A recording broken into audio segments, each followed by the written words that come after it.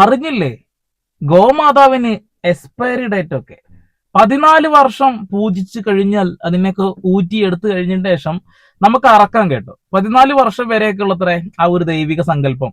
അതിനൊക്കെ അർത്ഥം എന്താ മനസ്സിലായില്ലേ?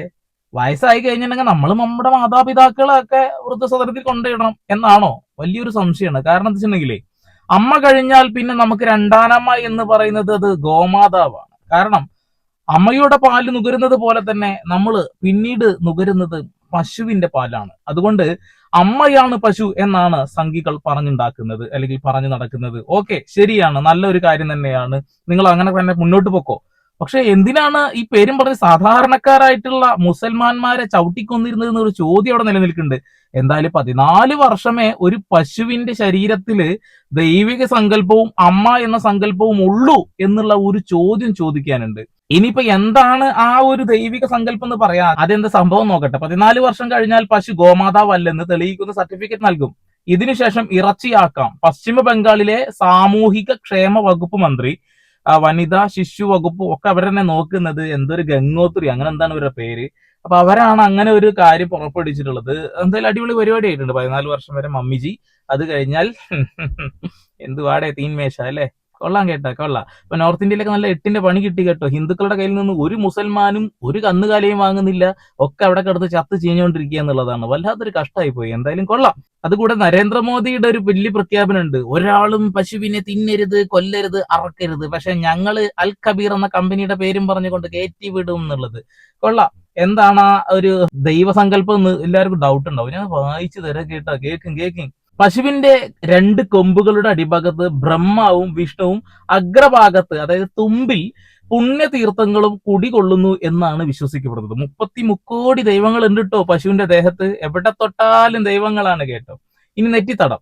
നെറ്റിയുടെ മധ്യഭാഗത്ത് പ്രപഞ്ചനാഥനായ ശിവനും നെറ്റിയുടെ ഇരുവശങ്ങളിലുമായി ഗണപതിയും കാർത്തികേയനും സ്ഥിതി ചെയ്യുന്നു. പശുവിന്റെ 2 കണ്ണുകൾ പ്രപഞ്ചത്തിന് വെളിച്ചം നൽകുന്ന സൂര്യനും ചന്ദ്രനുമാണ്. ചെവികൾ. 2 ചെവികളിൽ പ്രപഞ്ചത്തിലെ ശബ്ദങ്ങളെ നിയന്ത്രിക്കുന്ന അശ്വിനി ദേവന്മാരും വായുദേവനും കുടികൊള്ളുന്നു. നാവിലും വായയുടെ ഭാഗത്തും വിദ്യയുടെ ദേവിയായ സരസ്വതിയും വരുണദേവനും വസിക്കുന്നു. കഴുത്ത് പകലാണ്, അതായത് കഴുത്തിലെ പൂഞ്ഞയിൽ പ്രപഞ്ചത്തെ താങ്ങി നിർത്തുന്ന ഭരദ്വാജൻ തുടങ്ങിയ സ്പദർശികളും വസിക്കുന്നു. എന്താണ് ഈ സ്പദർശികൾക്ക് ഒരു പിടുത്തം കിട്ടുന്നില്ല, എന്തിലാവട്ടെ. പുറംഭാഗം നട്ടെല്ല്. പുറംഭാഗത്ത് പ്രകൃതിയുടെ ഭക്തിയായ വായുദേവനും 9 പ്രധാന ഗ്രഹങ്ങളും നവഗ്രഹങ്ങൾ സ്ഥിതി ചെയ്യുന്നു. പശുവിന്റെ പുറത്ത് ഗ്രഹങ്ങൾ. ഓക്കെ. ബാക്കി പുതിയ അറിവുകൾ തരുന്നു, നോട്ട് ചെയ്ത് വെക്കുക കേട്ടോ. പശുവിന്റെ 4 കാലുകൾ ധർമ്മത്തിന്റെ 4 തൂണുകളായി സത്യം, ശൗചം പറഞ്ഞ ശുദ്ധി, ദയ, തപസ് എന്നിവയെ പ്രതിനിധീകരിക്കുന്നു. കൂടാതെ 4 വേദങ്ങളായും ഇതിനെ സങ്കല്പിക്കാറുണ്ട്. വയറ്റിൽ കാരുണ്യത്തിന്റെ പ്രതീകമായ ഭൂമിദേവി വസിക്കുന്നു. പാല് ചുരത്തുന്ന അകിടിൽ പുണ്യനദികളായ ഗംഗ, യമുന, സരസ്വതി എന്നിവയും സമുദ്രങ്ങളും അടങ്ങിയിരിക്കുന്നു. വാലിന്റെ ഭാഗത്ത് സർപ്പരാജാവായ വാസുകിയും ലക്ഷ്മി ദേവിയുടെ സാന്നിധ്യവുമുണ്ട്. ഗോമയം എന്നാണ് ചാണകയ്ക്ക് പറയുക കേട്ടോ. ഐശ്വര്യത്തിന്റെ ദേവിയായ ശ്രീലക്ഷ്മി ദേവി വസിക്കുന്നത് പശുവിന്റെ ചാണകത്തിലാണ്. അതുകൊണ്ടാണ് ഹൈന്ദവ ഭവനങ്ങളിൽ ശുദ്ധീകരണത്തിനും ഐശ്വര്യത്തിനുമായി ചാണകം ഒഴുകുന്നത്. പുണ്യനദിയായ ഗംഗാദേവി കുടികൊള്ളുന്നത് ഗോമൂത്രത്തിലാണ്. എല്ലാവിധ അശുദ്ധികളെയും മാറ്റാൻ ഇതിന് കഴിവുണ്ടെന്നാണ് വിശ്വാസം. എന്നാലും എന്റെ പൊന്നോ, ഒരു പശുവിന്റെ അകത്ത് എത്രമാത്രം ദൈവങ്ങളാ. അതായത് 14 വർഷം കഴിഞ്ഞ് ഈ ദൈവങ്ങളൊക്കെ ഇറങ്ങിപ്പോകൂ? അല്ല, ചോദിച്ചതാണ് കേട്ടാ. പിന്നെ സാധാരണ നിലയ്ക്ക് ഈ പശു മച്ചിപ്പശു ആയാല് പ്രസവമൊക്കെ നിന്നതും പ്രസവിക്കാത്തതും പാല് ചുരത്താത്ത പശുക്കളെയൊക്കെ സാധാരണ നിലയ്ക്ക് പലയിടങ്ങളിൽ ഇറക്കുന്നതൊക്കെ നമ്മൾ കേട്ടിട്ടുണ്ടല്ലേ. ഇപ്പൊ തമിഴ്നാട്ടിൽ ഗോവധ നിരോധന നിയമം പാസ്സാക്കി അവിടെ പശുവിനെ ഇറക്കുന്നു എന്ന് പറഞ്ഞു. മുസ്ലിങ്ങൾ പശുവിനെ ഇറക്കുന്നില്ല എന്നാണ് ഞാൻ മനസ്സിലാക്കുന്നത്. കാരണം എന്താ വെച്ചിട്ടുണ്ടെങ്കിൽ പശു ഇറച്ചി വലിയ കോണമൊന്നുമില്ല. കൊണ ഉള്ളത് ബീഫാണ്. ബീഫ് അതെല്ലാരും കഴിക്കാറുണ്ട്. നിങ്ങൾ ബീഫ് നിരോധനം അല്ലല്ലോ നടത്തിയിട്ടുള്ളത്, പിന്നെ എന്തിനാണ് മുസ്ലിങ്ങളെ നെഞ്ചത്തോട്ട് കയറി ഇറങ്ങുന്നത്? നിങ്ങളിപ്പോ ഗോമാതാവിന്റെ അറവാണ് നിർത്തലാക്കിയിട്ടുള്ളത്. അതൊരു മുസൽമാനും ഏൽക്കുന്ന കാര്യമല്ല. അപ്പൊ അതവിടെ നിൽക്കട്ടെ. പക്ഷെ ഇതൊക്കെ കണ്ടിട്ട് കുറച്ച് ക്രിസംഗികൾ കിടന്ന് കരയുന്നുണ്ടാവും കേട്ടോ. നിങ്ങൾ കരയണ്ട.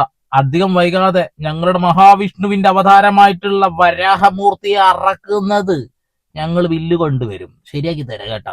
ഞാൻ കാര്യമായിട്ട് അറിയണം, അവസാനം അയിമക്ക് വരും. എന്തൊക്കെ സാധനങ്ങൾ വന്നിടേ.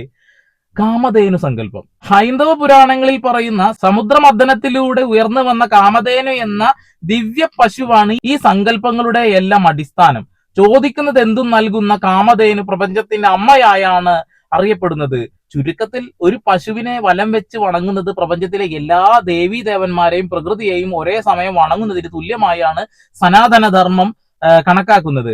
അതുകൊണ്ടാണ് പശുവിനെ ഉപദ്രവിക്കരുതെന്നും അതിനെ സംരക്ഷിക്കുന്നത് പുണ്യമാണെന്നും ഭാരതീയ സംസ്കാരം പഠിപ്പിക്കുന്നത്. ഇത്രമാത്രം ദൈവങ്ങളാ അതൊരു പശുവിനകത്ത്. കൊള്ളാല്ലേ, സംഭവം എന്തായാലും കലക്കിയിട്ടുണ്ട്, എനിക്ക് ഇഷ്ടപ്പെട്ടു. ഇനി സനാതനധർമ്മം അതിൻ്റെ ഉള്ളിൽ കയറി വന്നത് കൊണ്ട് സനാതനധർമ്മവുമായി ബന്ധപ്പെട്ടൊരു കാര്യം പറയണ്ടേ. ആദ്യം നിങ്ങൾ ഈ வீடியோ ഒന്ന് കാണണം കേട്ടോ. ഉദയനിധി സ്റ്റാലിനെ അങ്ങനെ ആക്കും ഇങ്ങനെ ആക്കും എന്നൊക്കെ പറഞ്ഞിട്ട് ചെങ്ങായി പറഞ്ഞതാണ്. கேக்கிங் இந்த சனாதன தர்மம் இருக்கக்கூடாதுன்னா அவங்கவுங்க அப்பா அம்மாவை வெளியே துரத்துடணும். முடியுமா? இட் இஸ் நாட் சனாதன தர்மங்கிறது இட்ஸ் நாட் ஒரு ரிலிஜன் கிடையாது, it's a way of life. So அது எல்லாரும் புரிஞ்சுக்கிட்டா, எனக்கு தெரிஞ்ச அளவுக்கு நான் சொல்லிட்டு இருக்கேன், എല്ലാവരും അത് പുരിഞ്ഞിട്ടാ நல்லா இருக்கும். കർമ്മവും പുനർജന്മവും പ്രധാനമായിട്ട് സനാതനധർമ്മത്തിൽ പറയുന്ന ഒരു കാര്യം ഇതാണ്. എന്താണെന്ന് വായിക്കാവേ. കർമ്മ സിദ്ധാന്തം: ഒരു മനുഷ്യൻ ചെയ്യുന്ന നല്ല കാര്യങ്ങൾക്ക് നല്ല ഫലവും ചീത്ത കാര്യങ്ങൾക്ക് ചീത്ത ഫലവും അനുഭവിക്കേണ്ടി വരും. നമ്മൾ ചെയ്യുന്ന പ്രവൃത്തികളാണ് നമ്മുടെ ഭാവിയെ നിർണ്ണയിക്കുന്നത്. അടുത്തത് പുനർജന്മം: ആത്മാവിന് നാശമില്ല. ശരീരം മരിക്കുമ്പോൾ ആത്മാവ് മറ്റൊരു ശരീരത്തിലേക്ക് മാറുന്നു. മുൻ ജന്മങ്ങളിലെ കർമ്മഫലങ്ങളാണ് ഈ ജന്മത്തിലെ അനുഭവങ്ങൾക്ക് കാരണമായിട്ടുള്ളത്. അതായത് നല്ലത് ചെയ്താൽ നല്ലത് കിട്ടും, ചീത്തത് ചെയ്താൽ ചീത്തത് കിട്ടും. ഇതാണ് സംഭവം. നല്ല രീതിയിൽ ജീവിക്കണം എന്നാണ് ഒന്നാമത്തെ കാര്യം, കർമ്മവും പുനർജന്മവും. ഇനി രണ്ടാമത്തെ കാര്യത്തിലേക്ക് വരുന്നുണ്ടെങ്കിൽ മോക്ഷം. ജനന മരണങ്ങളുടെ ഈ ചക്രത്തിൽ നിന്ന് ആത്മാവ് പൂർണ്ണമായി മുക്തി നേടി പരമാത്മാവിൽ ലയിക്കുന്ന അവസ്ഥയാണ് മോക്ഷം. ഇതാണ് മനുഷ്യ ജീവിതത്തിന്റെ ആത്യന്തികമായിട്ടുള്ള ലക്ഷ്യമായി സനാതനധർമ്മം കാണുന്നത്. അതായത് നമ്മളിവിടെ ജീവിച്ചുകൊണ്ടിരിക്കുകയാണല്ലോ, അതിനിടയിൽ നന്മകൾ മാത്രം ചെയ്ത് മുന്നോട്ട് പോവുക. അവസാനം നമ്മളുടെ ഈ ഒരു ഭൗതിക ശരീരം വിട്ടിട്ട് ആത്മാവ് പുറത്തു പോകും. ഈ ആത്മാവ് പ്രപഞ്ചത്തിലേക്ക് ലയിക്കും. ഈ ലയനത്തെയാണ് ഈ മോക്ഷം എന്ന് പറയുന്നത്. പല ആത്മാക്കൾക്കും മോക്ഷം കിട്ടാതെ അലഞ്ഞു തിരിഞ്ഞ് നടക്കുന്ന നമ്മൾ കേട്ടിട്ടില്ലേ? അതിനെക്കുറിച്ചിട്ടൊക്കെ ഒരുപാട് സിനിമകളും വന്നിട്ടുണ്ടാവും, പ്രേതവും അതാണ് ഇതാണെന്നൊക്കെ പറഞ്ഞിട്ട്. അതായത് ആത്മാവ് ഈ ഭൂമിയിൽ തന്നെ അങ്ങനെ ചുറ്റിപ്പറ്റി നടക്കുന്നുണ്ടാവും.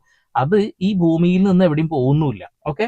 ഇനി ഈശ്വര സങ്കല്പം. സനാതനധർമ്മത്തിൽ പല രൂപത്തിലുള്ള ദൈവങ്ങൾ ആരാധിക്കുന്നുണ്ടെങ്കിലും അതിന്റെ കാതൽ ഏകം സദ്വിപ്ര ബഹുദാ വദന്തി എന്നാണ്. അതായത് സത്യം, ദൈവം ഒന്നേയുള്ളൂ, ദൈവം ഒന്നേയുള്ളൂ. ജ്ഞാനികൾ അതിനെ പല പേരുകളിൽ വിളിക്കുന്നു. പ്രപഞ്ചം മുഴുവൻ നിറഞ്ഞു നിൽക്കുന്ന ബ്രഹ്മം എന്ന പരമമായ ചൈതന്യത്തിന്റെ വിവിധ രൂപങ്ങളായാണ് വ്യത്യസ്ത ദേവന്മാരെ കാണുന്നത്.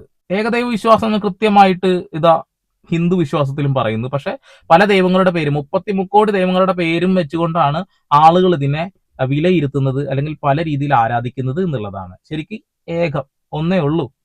പ്രപഞ്ച വീക്ഷണം നോക്കാം നമുക്ക്. വളരെ വിശാലമായ 2 ആശയങ്ങളാണ് സനാതനധർമ്മം മുന്നോട്ട് വെക്കുന്നത്. വസുദൈവ കുടുംബകം, ലോകം മുഴുവൻ ഒറ്റ കുടുംബമാണ്. പക്ഷെ ഇവിടെ സനാതനം എന്നൊക്കെ പറഞ്ഞു നടക്കുന്ന കുറെ എണ്ണം മുസ്ലിങ്ങളോടും ക്രൈസ്തവരോടും ഭയങ്കര ഇഷ്ടമുള്ള ആൾക്കാരാണ്. നോർത്ത് ഇന്ത്യയിലാണ് കൂടുതലായിട്ട് കണ്ടുകൊണ്ടിരിക്കുന്നത്. ലോകാ സമസ്ത സുഖിനോ ഭവന്തു, ലോകത്തിലെ എല്ലാ ജീവജാലങ്ങളും സുഖമായിരിക്കട്ടെ. ആ ഒരു സംഭവത്തിന്റെ മുന്നിലും പിന്നിലും ഒരുപാട് വായിക്കാനുണ്ട് കേട്ടോ. അത് വായിക്കുകയാണെന്നുണ്ടെങ്കിൽ ഒരുപക്ഷെ ഇപ്പൊ പറഞ്ഞ ഈ വാക്ക് മാത്രം അടർത്തിയെടുത്തിട്ട് പറയുന്നതായിട്ട് നിങ്ങൾക്ക് തോന്നിയേക്കാം. ചുരുക്കത്തിൽ കേവലം ആരാധന ക്രമങ്ങൾക്കപ്പുറം പ്രകൃതിയോട് ഇണങ്ങി ജീവിക്കേണ്ടത് എങ്ങനെ, മാതാപിതാക്കളോടും സമൂഹത്തോടും ജീവജാലങ്ങളോടും പുലർത്തേണ്ട കടമകൾ എന്തൊക്കെ എന്ന് പഠിപ്പിക്കുന്ന ഒരു സമഗ്രമായ ജീവിത രീതിയാണ് സനാതനധർമ്മം. എന്നാൽ അതിനിടയിൽ മനുസ്മൃതി കുത്തിക്കയറ്റണം, എന്നതിന് ശേഷം ബ്രാഹ്മണിസം കുത്തിക്കയറ്റണം, ബ്രാഹ്മണന്റെ അടിമയാണ് നമ്മളെന്ന് നമ്മളെ പഠിപ്പിക്കണം. ഇതാണ് നോർത്ത് ഇന്ത്യയിൽ നടന്നുകൊണ്ടിരിക്കുന്നത്. അതായത് ഈ സനാതനധർമ്മം എന്ന് പറഞ്ഞിട്ടുണ്ടെന്നുണ്ടെങ്കിൽ നമ്മളിപ്പോ എങ്ങനെയാണ് ജീവിച്ചു പോയിക്കൊണ്ടിരിക്കുന്നത്? അതിൽ നന്മകൾ ആഡ് ചെയ്യുക, നന്മകളിലൂടെ മുന്നോട്ട് പോവുക, സഹജീവികളെ സ്നേഹിക്കുക. ഇത്രയേ ഉള്ളൂ. നമ്മളെ ദൈവം അതൊന്നാണ്. പല പേരിലും പലരും പറയുന്നു എന്നുള്ളതാണ്. പക്ഷെ ഹിന്ദു വിശ്വാസപ്രകാരം ആളുകൾ പല ദൈവങ്ങളെ 33 കോടി ദൈവങ്ങളെയാണ് ആരാധിക്കുന്നതാണ് ഞാൻ മനസ്സിലാക്കുന്നത്. അതുകൊണ്ടാണ് അഹം ബ്രഹ്മാസ്മി എന്ന് ഞാൻ മനസ്സിലാക്കുന്നതും എന്താണ് അള്ളാഹു എന്നും എന്താണ് യേശുക്രിസ്തു എന്നുള്ളതൊക്കെ പഠിക്കാൻ ഞാൻ ശ്രമിച്ചുകൊണ്ടിരിക്കുന്നത്. അതിൽ നിന്നൊക്കെ നമുക്ക് നന്മകൾ കിട്ടുന്നുണ്ട്. ആ നന്മകളിലൂടെ മാത്രം മുന്നോട്ട് പോവുക. എന്തായാലും 14 വർഷം പശു അമ്മയാണ്. 14 വർഷം കഴിഞ്ഞാൽ പശു എന്താണ്, അറവുശാലയിലേക്ക് അങ്ങ് ഇട്ടുകൊടുക്കാനുള്ള ഒരു ജന്തുവായിട്ട് മാത്രം മാറും. കൊള്ളാം. നിങ്ങളുടെ അഭിപ്രായം രേഖപ്പെടുത്തുക. വീണ്ടും വരെ പുതിയ വാർത്താവിശേഷങ്ങളുമായി സന്ദീപ് എടപ്പാൾ സൈനിങ് ഓഫ്.